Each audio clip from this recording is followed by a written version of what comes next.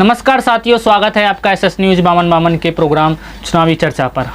लोकसभा के चौंकाने वाले परिणामों के बाद हम अब चर्चा कर रहे हैं आखिर क्या कारण रहे कि एनडीए 400 पार नहीं कर पाई। जो भाजपा है जो 370 का दावा कर रही थी वो केवल 240 सीटों के साथ ही अटक चुकी है। आखिर क्या कारण रहे और किस आधार पर भाजपा को वोटें मिलती थी, इन सब बातों में आज हम चर्चा करेंगे इस वीडियो के माध्यम से। इसलिए आशा है कि आप इस वीडियो को पूरा देखेंगे और हमें सपोर्ट करेंगे।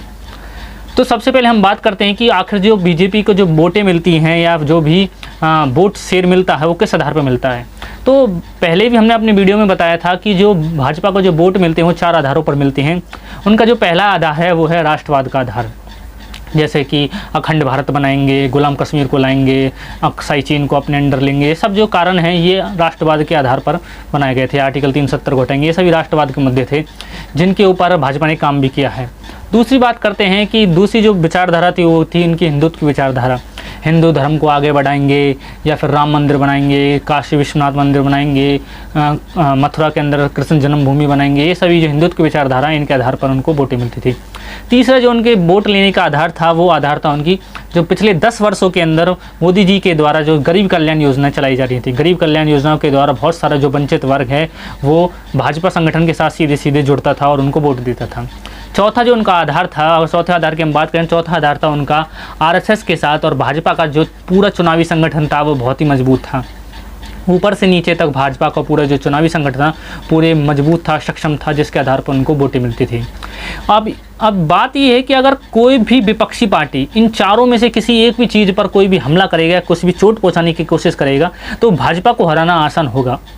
लेकिन हमने इस बार देखा है कि 2024 के इलेक्शन के अंदर ना केवल एक मुद्दे पर बल्कि चारों ही मुद्दे पर यहाँ पर चोट करी गई है। तो किस आधार पर चोट करेगी हम उनको विषयवार आपको बताना चाहते हैं, तो ध्यान से सुनिए। सबसे पहले बात करते हैं राष्ट्रवाद की।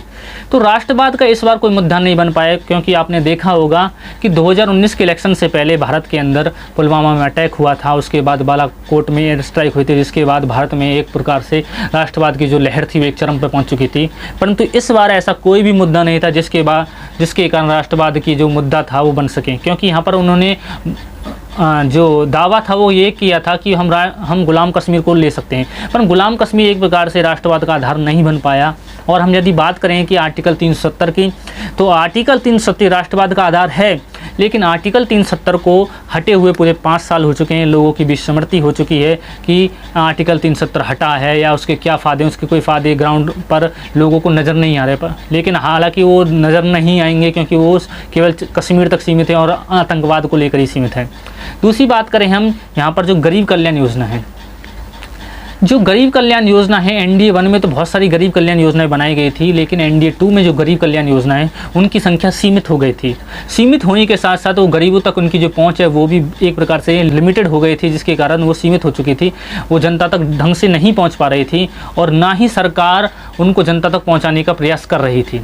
तीसरी हम बात करें कि हिंदुत्व की विचारधारा, तो राम मंदिर बनवाने के बाद ऐसे क्या कारण रहे कि भाजपा को वोट नहीं मिल पाए। तो यहाँ पर हम देख सकते हैं कि जो यहाँ पर एक प्रकार से कंट्राडिक्शन चल रहा था कि लोग एक दूसरे पे यह आरोप लगा रहे थे कि जो केवल बीजेपी को सपोर्ट करता है वही राम भक्त है, जो बीजेपी को सपोर्ट नहीं करता वो राम भक्त नहीं है। इस प्रकार के आरोप प्रत्यारोप के कारण लोगों के अंदर ये भावना पैदा हो गई कि यदि राम भक्त बनने के लिए बीजेपी को सपोर्ट करना जरूरी है तो हम ऐसा राम भक्त नहीं बनना चाहते हैं। हम केवल राम भक्त हैं क्योंकि हम राम भक्त हैं, हम बीजेपी भक्त होकर राम भक्त नहीं बनना चाहते। इसलिए ये कंट्राडिक्शन लगता है मुझे कि ये कारण रहे थे जिसके कारण भाजपा को राम मंदिर का मुद्दा नहीं बन पाया था, मतलब एक प्रकार से चुनावी मुद्दा नहीं बन पाया था।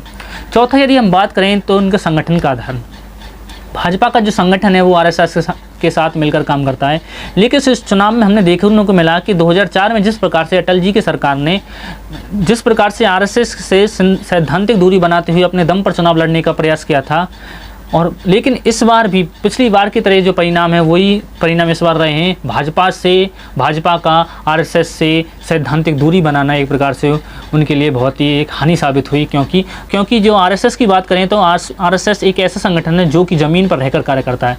उसके कार्यता ग्राउंड लेवल पर भाजपा की नीतियों को आगे बढ़ाते हैं, राष्ट्रवाद के मुद्दों को आगे बढ़ाते हैं। लेकिन अगर भाजपा को आरएसएस का समर्थन नहीं मिला, उसके कारण यहाँ पर ये है कि उनका जो कार्य संगठन है वो बहुत ही कमज़ोर साबित हो गया। अब हम कार्य संगठन की बात करें तो यहाँ पर ये भी देखने को मिला है कि जो इस बार जो टिकटें बांटी गई हैं वो उन लोगों को ज़्यादा बांटी गई हैं जो कि दूसरी पार्टियों से भाजपा में शामिल हुए हैं। जो कार्यकर्ता पिछले कई वर्षों से भाजपा के लिए अपनी जी तोड़ मेहनत कर रहे थे, उनको टिकट ना देकर उन लोगों को टिकट देना जो दूसरी पार्टी से लालचवश इस पार्टी में आए, उनको टिकट देना यहाँ पर कहीं ना कहीं एक वोटों को कम करने का एक कारण रहा है। अब हम बात करते हैं कि विपक्ष ने आखिर ऐसे कौन से मुद्दे गढ़े हैं जिनके कारण उनको वोट मिली है। तो सबसे पहले हम बात करते हैं कि बीजेपी का 400 पार का नारा। बीजेपी का 400 पार का नारा एक प्रकार से मंत्रमुग्धता का नारा था। उन्होंने लोगों के अंदर ये भावना पैदा कर दी कि जो सरकार 400 पार कर सकती है, जो सरकार 400 पार का नारा लेकर आई है, वो 300 पार तो आसानी से कर सकती है। इसलिए कई बार क्या